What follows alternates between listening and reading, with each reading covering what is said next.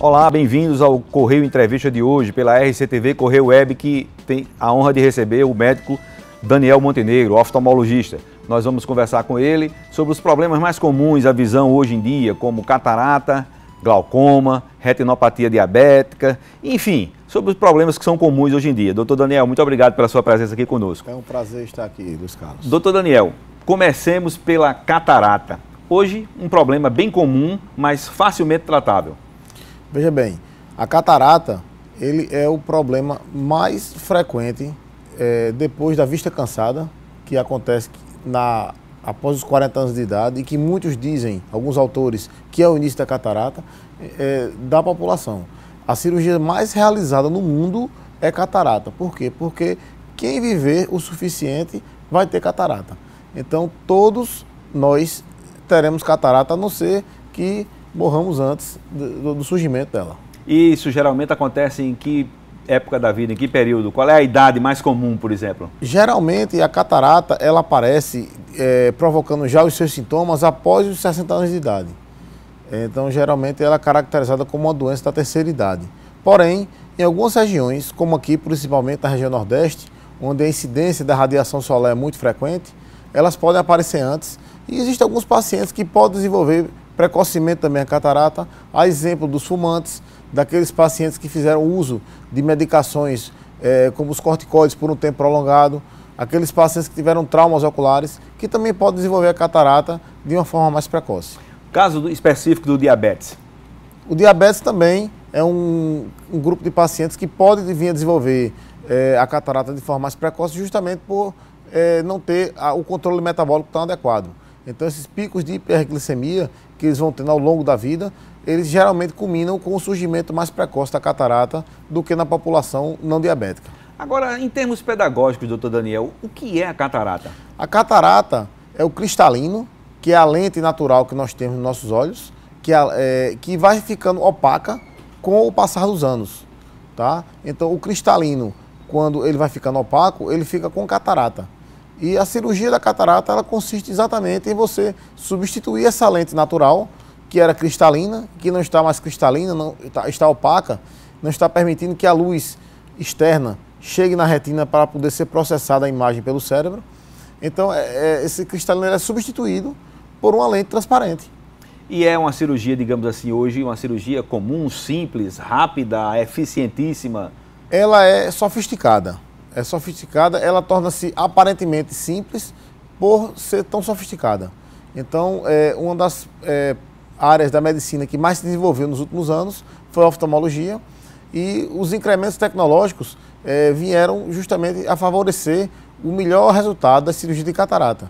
Então, hoje, você consegue reabilitar o paciente, mesmo na terceira idade, para que ele tenha, inclusive, uma visão para longe e perto, de forma plena, através da cirurgia de catarata. Mas eu digo assim, por exemplo, uma cirurgia de catarata dura quanto tempo? Olha, sem intercorrência, uma cirurgia não existe um tempo estimado para a cirurgia de catarata. Você pode fazer uma cirurgia de catarata muito bem feita em 1 hora, ou você pode fazer uma cirurgia de catarata também muito bem feita em 20 minutos. Tá? O que importa é que a cirurgia fique bem feita ao término dela e que cada um faça no seu ritmo, no seu modo de fazer. Existem várias formas de se operar a catarata, dependendo da técnica do cirurgião, da habilidade do cirurgião, mas, em média, por conta desses avanços tecnológicos, o tempo cirúrgico reduziu bastante a cirurgia de catarata. Quando o senhor fala em avanços tecnológicos, o senhor se refere ao quê? Aos instrumentos, se refere aos medicamentos, ou enfim, ou é a tudo, junta tudo, é tudo misturado, como dizem hoje em dia? Exato.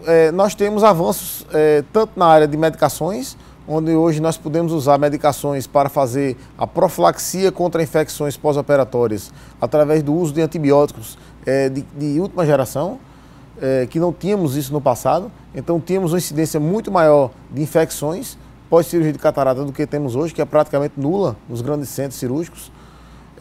Os avanços também na área dos equipamentos, onde temos equipamentos hoje cada vez mais precisos, que entregam cada vez o resultado que realmente oferecem. E temos também avanços tecnológicos na área do implante das lentes intraoculares, onde a tecnologia agregada às lentes, hoje, permitem a correção dos erros de refração que são justamente a miopia, a hipermetropia, o astigmatismo e a vista cansada, que muitas vezes estão atrelados à lente e você consegue, implantando essa lente, compensar esses erros de refração com um simples implante dessas lentes. Ô, doutor Daniel, é verdade que hoje cada vez mais pacientes com mais idade procuram fazer a cirurgia de catarata, por exemplo, pelo simples fato de querer dirigir? Sim, eu sou de uma família de oftalmologistas e eu me recordo bem que os pacientes, quando faziam cirurgia de catarata no passado, eram pacientes que estavam já no término da vida. E hoje o que se observa nos consultórios são justamente os pacientes querendo fazer a cirurgia de catarata, pois precisam renovar a sua carteira de habilitação, pois vão fazer um curso de pós-graduação, pois acabaram de se aposentar.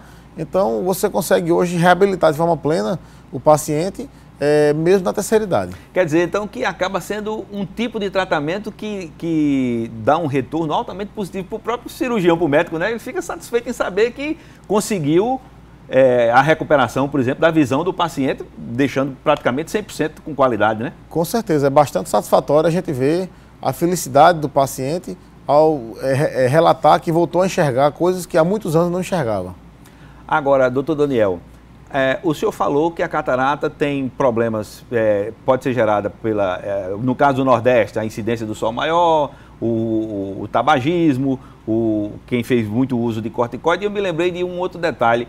Há a possibilidade da catarata surgir por um problema traumático, por exemplo? Sim, os traumas, tanto os traumas contusos, como, por exemplo, os traumas induzidos por um choque elétrico, eles podem provocar, sim, uma catarata. Tá? Então, a partir o cristalino, ele é uma estrutura que ele não é feito para levar uma pancada. Uma vez que ele sofra algum tipo de trauma, ele pode modificar a sua estrutura físico-química e aquele cristalino que é transparente ficar opaco com o passar do tempo. E o tratamento recomendável será o mesmo, a cirurgia? O tratamento é o mesmo. Agora, em uma catarata traumática, a gente costuma dizer que existe tática e não técnica. Então você tem que entrar sabendo que pode haver alguma intercorrência que geralmente não vai acontecer numa catarata não traumática. Sim. Então você tem que estar apto para resolver questões que podem ocorrer no transoperatório, de modo que você consiga reabilitar o término da cirurgia avisando aquele paciente.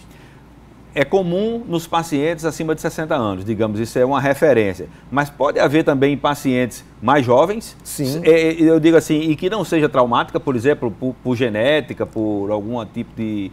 outro tipo que provoque a doença? Sim, existem alguns pacientes que podem vir a desenvolver a doença justamente porque tem algum tipo de gene que provoca a catarata de forma mais precoce. Certo. Outros porque usaram medicações como os corticoides e por um tempo prolongado esse corticoide induziu a catarata.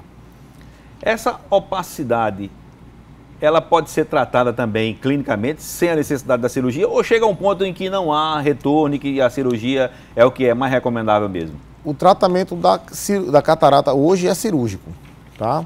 Se você me perguntar daqui a 5, 10 ou 15 anos se o tratamento vai continuar sendo cirúrgico, eu realmente não tenho como lhe responder hoje.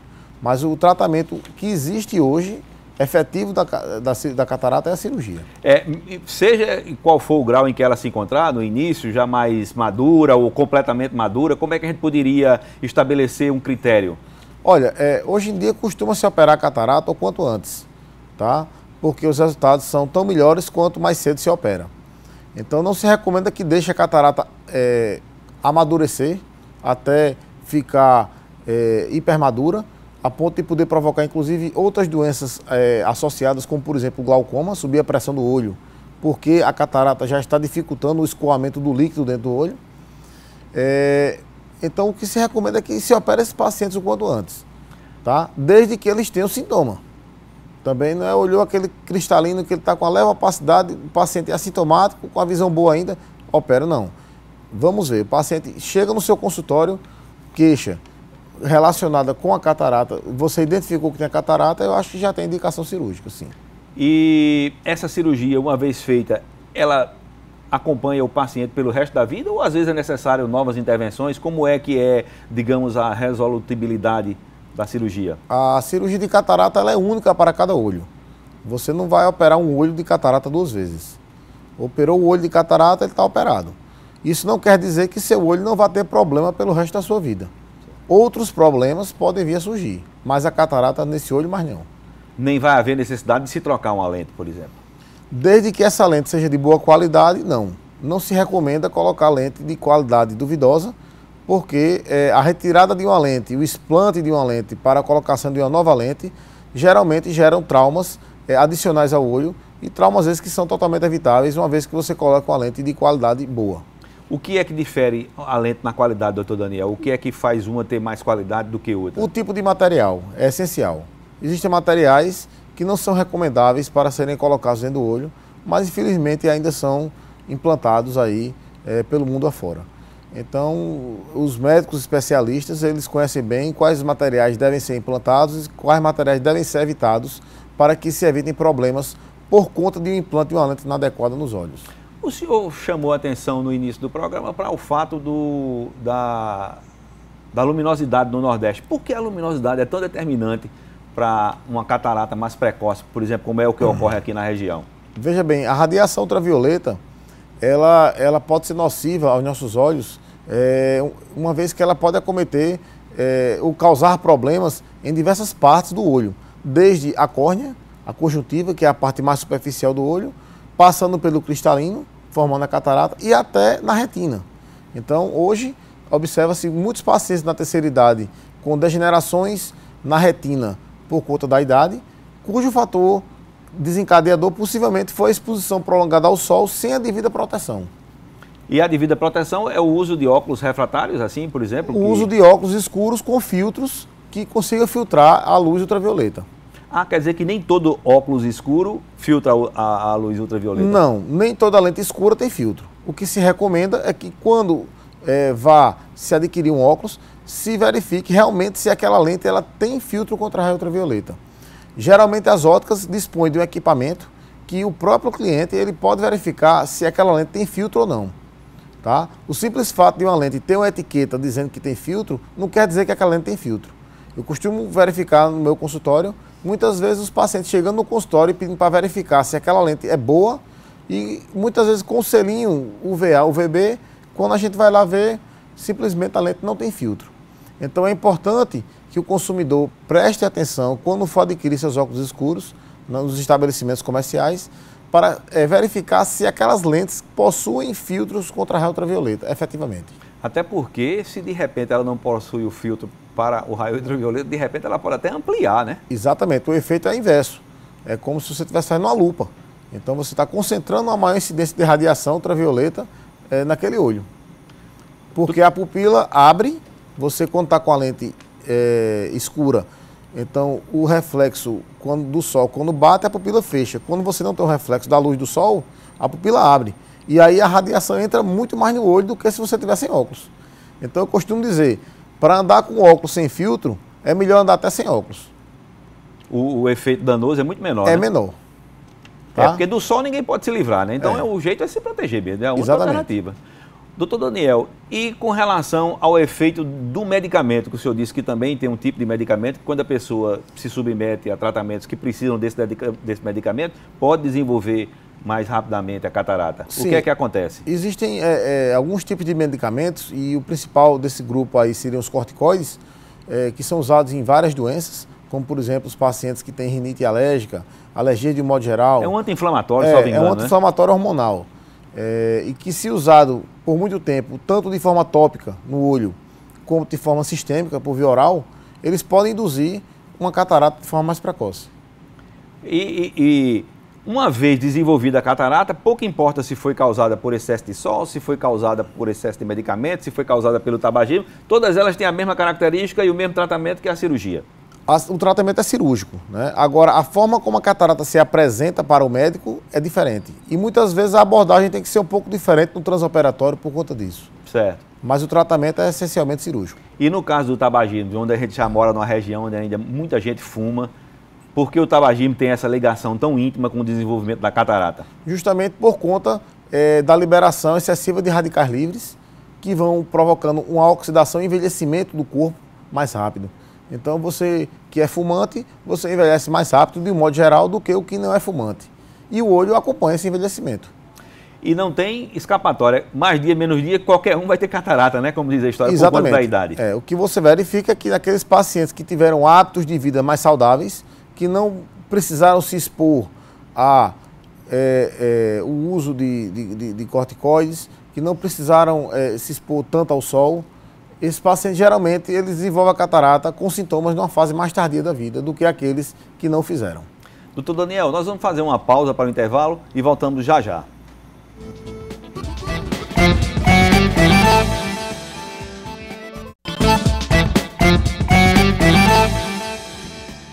Estamos de volta com o Correio Entrevista pela RCTV Correio Web, que hoje entrevista o oftalmologista Daniel Montenegro. Doutor Daniel, nós conversamos no primeiro bloco sobre catarata e agora no segundo bloco eu gostaria de conversar também sobre outras doenças que são comuns à visão hoje em dia. Por exemplo, que mete medo de muita gente, o glaucoma. O glaucoma, esse nome sempre assustou, né? E eu acho que é bom que ele continue assustando, porque é uma doença crônica e as doenças crônicas, elas não têm cura, tem controle. E o grande problema do glaucoma é que ele muitas vezes ele não provoca sintoma algum. Não provoca dor, não provoca vermelhidão, não provoca perda de visão. E o paciente passa muitas vezes, muitos anos, de forma assintomática. E quando ele vai procurar uma assistência oftalmológica, geralmente é numa fase bem tardia, onde você não tem mais muito o que fazer, no sentido de tentar recuperar aquela visão. Então, o que sabe-se é que aproximadamente 4% da população brasileira é portadora de glaucoma, mas que o acesso a esse tipo de tratamento muitas vezes é difícil. Então, é importante que os médicos e as instituições governamentais se sensibilizem nesse projeto, porque realmente o custo para o Estado de uma cegueira por glaucoma é muito alto, uma vez que a cegueira por glaucoma, diferentemente da cegueira da catarata, é uma cegueira irreversível. Doutor Daniel, o que é que provoca o glaucoma? O glaucoma é o dano que ocorre ao nervo óptico, né? Então o nervo ele é o que recebe a informação luminosa para enviar para o cérebro para poder formar a imagem. Então esse nervo, quando está danificado, a luz entra, mas ele não consegue transmitir a informação luminosa para o cérebro, consequentemente a imagem não se forma, consequentemente o paciente não enxerga.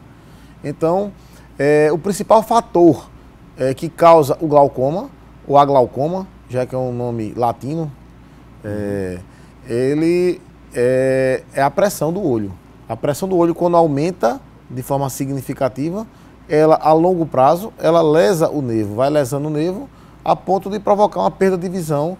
E essa perda de visão se manifesta através de uma perda do campo de visão que começa da periferia para o centro. E o que é que provoca esse aumento da pressão? São doenças? Algumas trauma? doenças, alguns traumas, uso de medicações, mas o principal fator desencadeante do glaucoma é a idade. O que sabe-se é que os pacientes que têm mais de 40 anos de idade, eles têm uma chance 10 vezes maior do que de ter glaucoma do que a população que tem menos de 40 anos de idade. Então o que recomenda-se é que após os 40 anos de idade, todos façam um check-up oftalmológico com o seu médico oftalmologista para que ele possa identificar a existência ou não de glaucomas. Glaucoma. E outra coisa, doutor Daniel, que me chamou a atenção, que o senhor se referiu aí, muitas vezes é um problema assintomático, o paciente sente nada. Sim, o paciente que tem uma pressão levemente acima dos níveis normais, ele não sente absolutamente nada, como o diabético também não sente absolutamente nada, se ele tiver com a glicemia dele levemente elevada. Ou o hipertenso também não sente muitas vezes nada, se ele tiver com sua pressão levemente elevada, a pressão arterial. Então, são doenças crônicas que, se não tratadas, elas podem provocar sequelas de forma irreversível e, infelizmente, a medicina ainda não chegou no estágio de conseguir recuperar a perda provocada por essas doenças. E o controle? Perfeitamente plausível? O controle, sim, e hoje em dia, com o advento de novas tecnologias na área de medicamentos, na grande maioria dos casos, o tratamento é clínico do glaucoma. Então, você consegue controlar bem a doença apenas com o uso de colírios, na grande maioria dos casos. A cirurgia, que já foi amplamente realizada no passado, hoje fica destinada àqueles pacientes que não tiveram um bom controle clínico com o uso de colírios, de forma isolada ou associada, ou para aqueles pacientes realmente com indicação social, ou seja, aqueles que realmente não têm condição de adquirir a medicação embora existam alguns programas do governo que já distribuam de forma gratuita essas medicações, principalmente aqui na capital.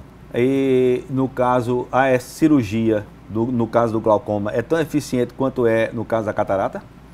A cirurgia do glaucoma existem algumas técnicas, né? E o que se sabe é que ela consegue ser efetiva por um bom período. Tá? O fato do paciente fazer a cirurgia do glaucoma não quer dizer que ele não volte a ter aumento da pressão por conta da doença. É necessário que se faça um acompanhamento clínico prolongado para se detectar se alguma doença, se alguma recidiva do aumento da pressão vai ocorrer ao longo do tempo. E isso é possível? Sim, é perfeitamente factível. Eu digo assim, porque no caso da catarata, por exemplo, só comparando com a nossa conversa do bloco anterior, quando se faz a cirurgia de catarata, se faz para o resto da vida, né? E não volta mais. No glaucoma você pode precisar reintervir cirurgicamente. Ou com a mesma técnica, ou com a outra técnica cirúrgica. Certo, quer dizer que não há uma segurança de que a intervenção seja definitiva, né? Não há. Agora, doutor Daniel, fatores externos, o senhor falou aí do que poderia provocar o glaucoma, os fatores externos também podem provocar, como o sol, que é determinante, por exemplo, no caso da catarata aqui no Nordeste? Não. Os fatores externos que podem provocar o aumento da pressão do olho, provocando a glaucoma, seriam mais os traumas, né? Porque o trauma, uma vez que atinja o olho, ele vai dificultar, ou pode vir a dificultar o escoamento do líquido dentro do olho, provocando um aumento da pressão, lesando o nervo por consequência. Esse líquido que o senhor se refere é o que exatamente? É o mucoso. Não, é o mucoso, é o líquido que é produzido dentro do olho e que é escoado por vias próprias do olho, porque eles vão se renovando dentro do olho. Uma vez que esse líquido é produzido e não é escoado de forma adequada, ele começa a ficar retido dentro do olho. E esse aumento da retenção de líquido dentro do olho, ele vai provocando, a médio e longo prazo, o aumento da pressão do olho. Ô, doutor Daniel, e no caso da cirurgia, a técnica é parecida com a técnica da catarata ou são outros instrumentos? São outros instrumentos. O local da cirurgia no olho é diferente também, tá? A técnica é diferente. É tanto que hoje, dentro da oftalmologia, existe uma subespecialidade que trata apenas do glaucoma, dado o avanço dessa subespecialidade. Quer dizer que se chegou a digamos assim, a um desenvolvimento tecnológico específico e também a um conhecimento específico do glaucoma para o tratamento. O nível de conhecimento no glaucoma, não só no glaucoma, mas também em outras subespecialidades, como a catarata, a cirurgia refrativa, a retina, foi tanto que hoje em dia existem muitos profissionais que são apenas dedicados àquela área específica da oftalmologia. Doutor Daniel, um outro problema que é muito comum hoje e está muito interligado com a modernidade é a retinopatia diabética, desenvolvida por pessoas que sofrem do diabetes. E hoje é uma epidemia, né? Principalmente o diabetes tipo 2. E quais são as características e o que é que a retinopatia diabética pode provocar no paciente? A retinopatia diabética, nas suas fases mais avançadas, ela pode provocar uma perda de forma irreversível da visão. O que se recomenda é que o exame de fundo de olho do paciente diabético, ele seja feito naquele paciente diabético tipo 2, ou seja, aquele que vai fazer o tratamento com uso de comprimidos, no momento do diagnóstico e a partir daí a cada ano, tá? Desde que não haja nenhuma intercorrência, tá? E do paciente diabético tipo 1 também se faça. O paciente teve o pico de hiperglicemia, teve o desmaio, passou mal, foi diagnosticado, fazer o exame de fundo de olho e fazer o acompanhamento periódico para ver se realmente vai surgir algum problema, porque o quanto antes tratado, o melhor será a visão.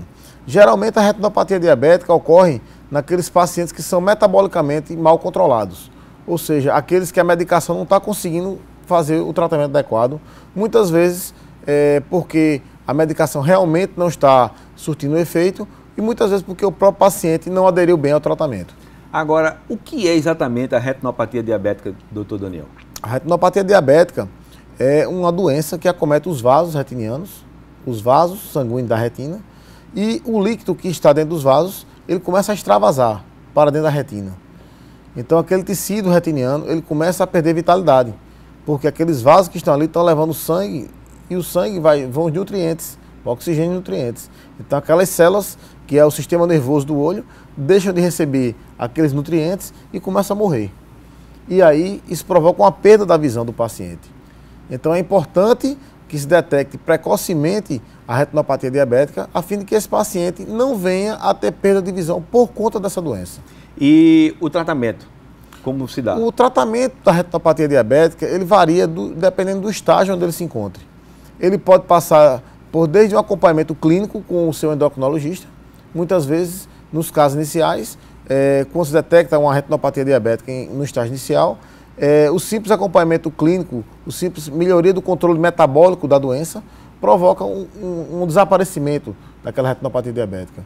Muitas vezes é necessário se associar o tratamento com laser, fotocoagulação a laser, ou a injeção de substâncias que fazem com que o edema, que é o extravasamento do líquido para fora dos vasos, eles regridam e com isso o paciente volta a enxergar melhor. A gente sabe que o olho é uma área extremamente bem irrigada, né? Precisa de oxigênio, precisa de nutrientes.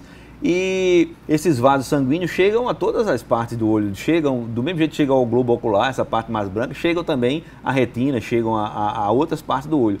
Quando é que, no caso da retinopatia, ele começa a representar um risco muito grande para a visão? Quando chega a mácula, por exemplo? Exato. Quando chega a mácula, realmente a coisa já está num estágio bem avançado. Então é interessante que não se chegue à mácula. É interessante que se trate a retinopatia diabética nas suas fases iniciais, tá? Então, o paciente que tem retinopatia diabética, ele tem que estar consciente que a doença dela é grave e que ele precisa de um acompanhamento clínico periódico com o médico oftalmologista. E a fotocoagulação, a que o senhor se referiu, o tratamento de fotocoagulação a laser, não foi isso? Sim. Que o senhor se referiu. Exatamente como é, numa maneira, assim, digamos, didática, que ele funciona? Ele cauteriza? Ele cauteriza aquele ponto de hemorragia e faz com que aquela hemorragia ele não tenha uma solução de continuidade para o tecido vizinho. Então, a gente consegue delimitar o dano àquela região, sem que ele se alastre. E essa... Como se estivesse tendo um incêndio na floresta e você conseguir cercar e queimar só aquela determinada área de mata. E aquela determinada área que você cercou e que conseguiu tratar, ela se recupera? Não, a preço de hoje não. Porém, existem projetos de pesquisa a nível mundial com células-tronco e naqueles pacientes que têm danos retinianos de forma irreversível, eles podem ter essa visão recuperada através de células-tronco, ou poderão ter sua visão recuperada através de células-tronco, mas eu acredito que isso aí vai ocorrer daqui a alguns anos, porque a preço de hoje eles estão a nível de pesquisa ainda. Uhum. E é o tema do nosso próximo bloco ainda. Mas, doutor Daniel, outra coisa que as pessoas têm muito, e há determinados períodos do ano em que isso se manifesta com maior, digamos assim, maior intensidade, é a tal da conjuntivite. Sim. O que é que vem a ser a conjuntivite? O que é que se pode fazer para evitar? A conjuntivite é um processo inflamatório, tá? Que muitas vezes ele pode ocorrer por um processo infeccioso que acomete a conjuntiva, né? Que é a parte mais externa do globo ocular. Então, essas afecções inflamatórias, quando são de caráter infeccioso também, eles são transmissíveis, tá? Então, é bom que se evitem que os pacientes que estejam com a conjuntivite, eles evitem ambientes públicos, porque eles podem, assim como a gripe, passar essa doença para outras pessoas. Tá? Existem também as conjuntivites não infecciosas, que são as conjuntivites inflamatórias, não infecciosas, que geralmente estão associadas com processos alérgicos. Então, por exemplo, os pacientes que são portadores de rinite alérgica. São aqueles pacientes que, quando estão na crise de rinite, geralmente eles também têm um processo de conjuntivite alérgica.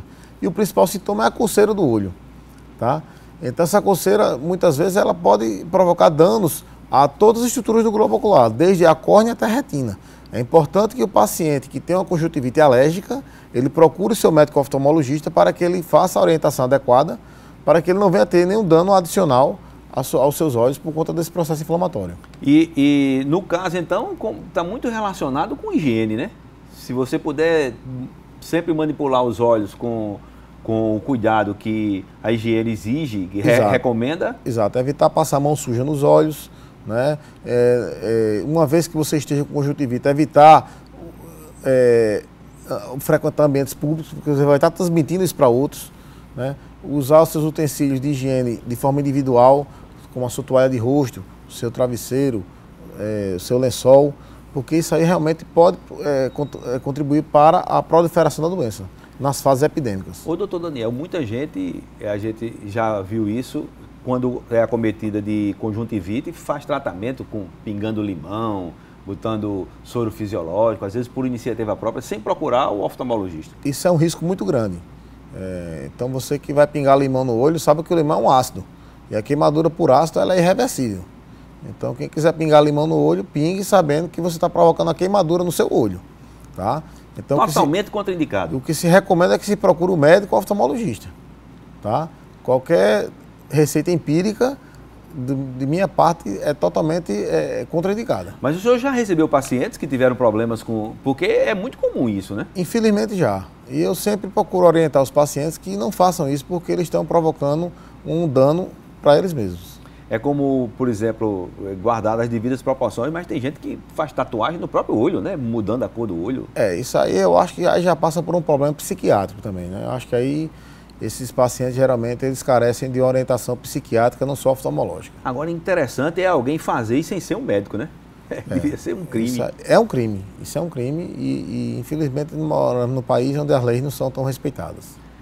E o dano irreversível? O dano é irreversível.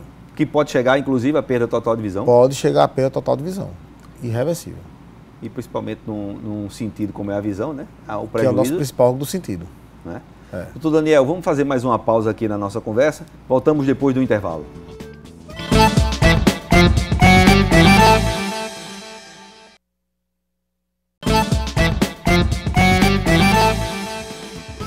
De volta com o Correio Entrevista pela RCTV, Correio Web, que hoje recebe o oftalmologista Daniel Montenegro. Doutor Daniel, apesar do olho ser uma área muito nobre, talvez o principal sentido do organismo humano, a gente vê que há charlatanismo nisso também. Tem gente aí que está trabalhando como oftalmologista sem ser habilitado cientificamente para isso. Exatamente. O que eu costumo dizer é que todo mundo que quiser ser oftalmologista pode ser oftalmologista. Eu não vejo problema algum, muito pelo contrário. Desde que ele se submeta às provas para ser oftalmologista. E essa prova começa pelo Enem, o antigo vestibular. Ele vai ingressar na faculdade de medicina. Após a faculdade de medicina, ele vai fazer uma residência médica. Depois, possivelmente, uma pós-graduação em alguma área da oftalmologia. E depois ele vai começar a entrar no mercado de trabalho. Então isso aí ele vai estar devidamente qualificado, porque depois da residência ele vai fazer a prova do título de especialista do Conselho Brasileiro de Oftalmologia. E o Conselho Brasileiro de Oftalmologia vai chancelar ele para poder entrar no mercado de trabalho e exercer a profissão como médico oftalmologista.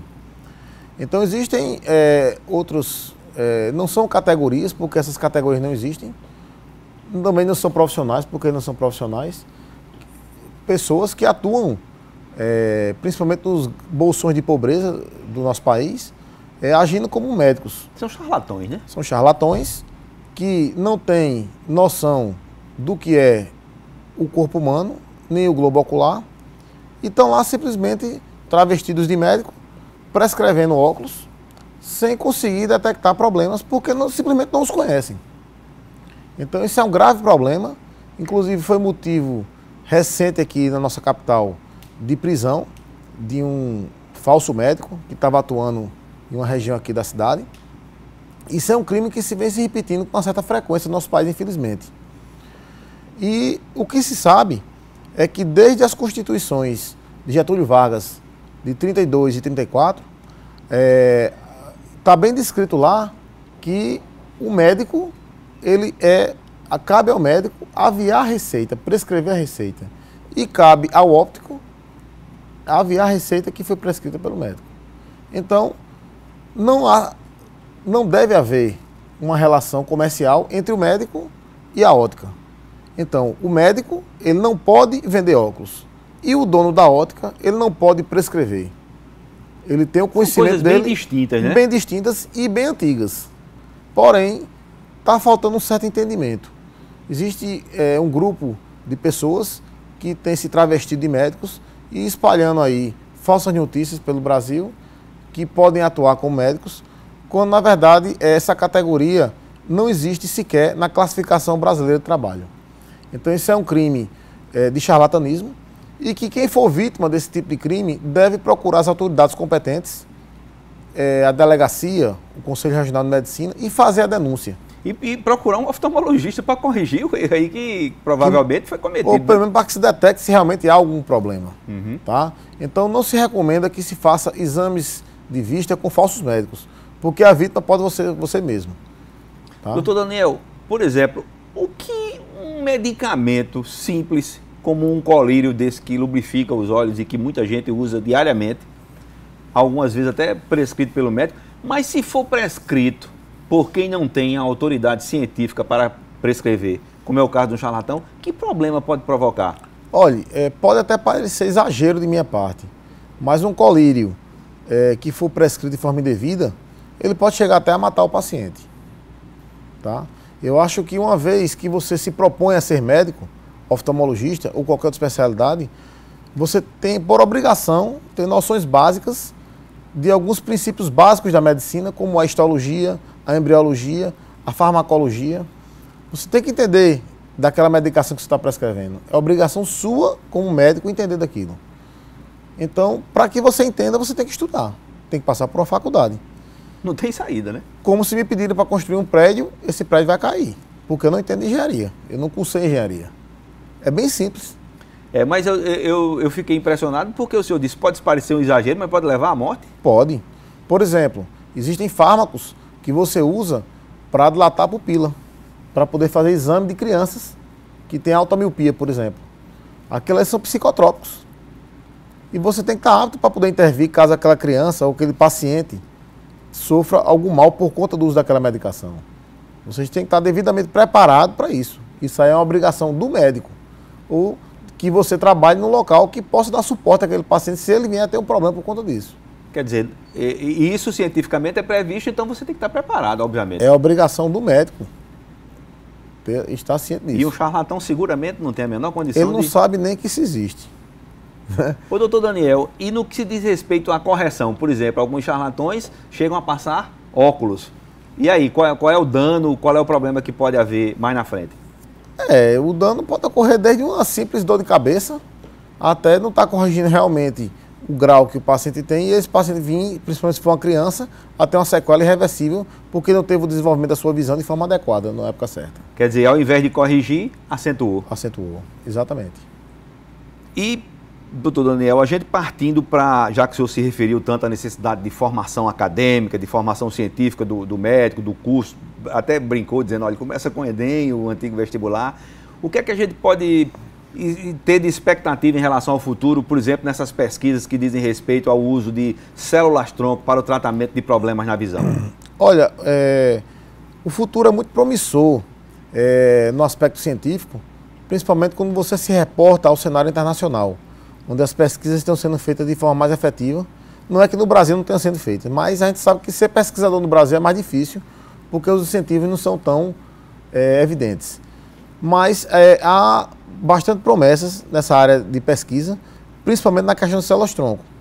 Tá? Então, existem pesquisas em desenvolvimento para células-tronco para todas as partes do olho. Tá? E eu acredito que num curto espaço de tempo tenhamos já como promover aplicações práticas desses conhecimentos que estão sendo adquiridos através de pesquisas, consequentemente melhorando a visão daqueles pacientes que muitas vezes sequer enxergam hoje. Já há alguma área que avançou mais? Por exemplo, catarata, glaucoma, retinopatia diabética ou outros problemas da visão que eu realmente não conheço? De um modo geral, eles têm caminhado mais ou menos na mesma velocidade, nas fases de pesquisas, né? E acredito que quando começarem a ser utilizadas, elas vão poder ser utilizadas de forma ampla em todos os... E o ganho será geral, né, no caso? É o que se espera. Uhum. O que é que a célula-tronco promete, doutor Daniel, assim, no sentido de, por exemplo, resgate, de recuperação? Qual é a grande expectativa, por exemplo, dos profissionais em relação ao uso da célula-tronco? A célula-tronco é aquela célula que ela vai conseguir regenerar aquele tecido que estava morto.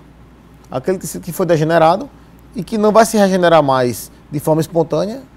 Então ele vai conseguir se regenerar através da célula-tronco, que é uma célula pouco diferenciada, que vai se diferenciar para formar aquele tecido específico.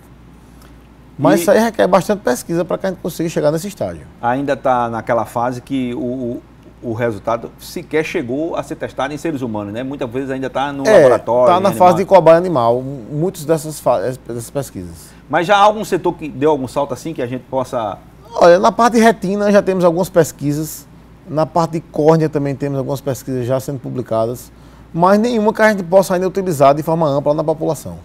Falando em córnea, e o transplante de córnea? O transplante de córnea foi uma das áreas que mais se desenvolveu recentemente, principalmente com o advento das técnicas mais modernas de transplante, onde você hoje não precisa mais abrir o olho como um todo para poder trocar a córnea. Você só troca aquela parte que está estragada. Então, com isso, você consegue ter uma reabilitação visual do paciente de uma forma mais rápida e mais eficiente também.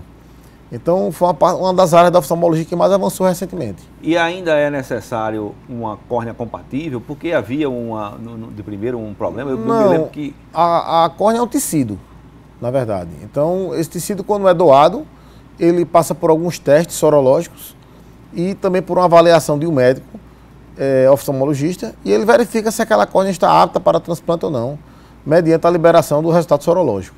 Uma vez que ela esteja apta, você pode transplantar para qualquer paciente. Não há questão da rejeição, porque a córnea não tem vaso sanguíneo, ela é avascular. Então você pode colocar em qualquer paciente, diferentemente dos órgãos. A córnea é um tecido, não é um órgão.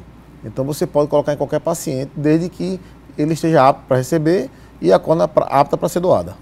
Ah, então são outras características, né? Diferente Exato. de, por exemplo, um rim, um pulmão, né? É diferente. Um coração. A abordagem é outra. Ô, doutor Daniel, outra coisa, o senhor falou que o modo de fazer o transplante evoluiu bastante e que você não precisa mais abrir o olho como abria antigamente? Não. Do mesmo jeito que a catarata, você não abre mais o olho todo para tirar o cristalino, você faz uma microincisão e aspira o cristalino. O transplante você faz também uma pequena incisão, remove a parte que está estragada e injeta uma parte da córnea doadora também, por aquela mesma incisão, e você consegue ter um resultado bem mais previsível e reprodutível do que se tinha no passado, inclusive com a taxa de rejeição menor. Quando o senhor fala em pequena incisão, para um exemplo prático para o telespectador, o senhor está se referindo ao quê? Milímetros, 3 milímetros, 5 milímetros, coisa pouca. Quer dizer, quase nada, né? Quase Só nada. Uma furadazinha de uma agulha de injeção. Exatamente. E através dessa perfuração, o médico consegue tanto extrair o cristalino, como é no caso da catarata, como fazer o transplante da córnea? Perfeitamente. E os resultados são os mais satisfatórios possíveis? Cada vez mais satisfatórios, graças a Deus. Doutor Daniel, nessa última parte agora do programa, eu gostaria também de perguntar ao senhor sobre equipamentos. Por exemplo, o uso do laser na oftalmologia. O uso do laser na oftalmologia ele tem sido feito de forma cada vez mais frequente, né? Nós dispomos hoje na oftalmologia de 4 tipos de laser, tá? de frequência de laser. O laser de argônio, o YAG laser, o excimer laser, que trata a miopia, e o laser de frente segundo.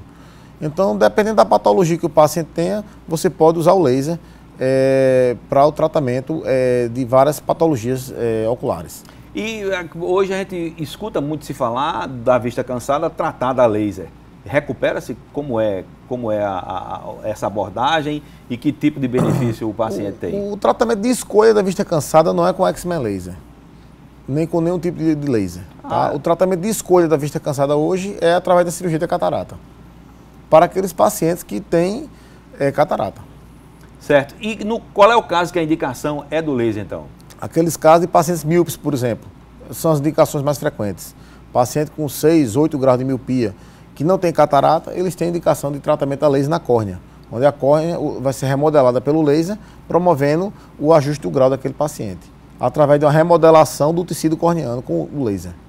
E isso permite uma recuperação da qualidade de visão, que é algo que não pode ser comparado com o passado, por exemplo. De forma alguma. Realmente o excimer laser, ele é uma revolução. Isso aí nós já temos aproximadamente 30 anos no mercado de excimer laser. E realmente é uma coisa que veio para ficar. Que era um equipamento que ocupava uma sala imensa, hoje já né, diminuto. Você consegue usar um espaço bem menor e com um tratamento bem mais eficaz. E praticamente sem efeitos colaterais? Muito pouco de efeitos colaterais. Se a cirurgia for bem indicada, o resultado com certeza é bem satisfatório. E o paciente volta a ter uma vida normal, porque, por exemplo, antigamente algumas cirurgias, a gente ouvia falar, o paciente ia ficar com algumas limitações para o resto da vida. Aí hoje volta ao normal, praticamente. Bem, a cirurgia de um modo geral era para melhorar a qualidade de vida do paciente, para diminuir a sua dependência quanto ao uso de óculos. Tá? Eu não costumo prometer para ninguém que ninguém vai jogar os óculos fora. Vamos diminuir a dependência. E nesse sentido aí nós temos conseguido, graças a Deus, obter uma boa taxa de sucesso nesses pacientes. E o que é que o senhor recomenda, doutor Daniel, à população, de uma maneira geral, a ter cuidado e, ao primeiro sintoma, recorrer a um especialista, ao oftalmologista? Se ele notar alguma coisa estranha no seu olho, diferente do normal, procurar um médico oftalmologista. Tá? E se ele não sentir nada, ele deve procurar, principalmente após os 40 anos, um médico oftalmologista para que se detecte alguma doença que pode estar se manifestando de forma assintomática nesse paciente. Bom, doutor Daniel, muito obrigado pela sua participação conosco aqui no Correio Entrevista. A todos, muito obrigado pela audiência e até a próxima.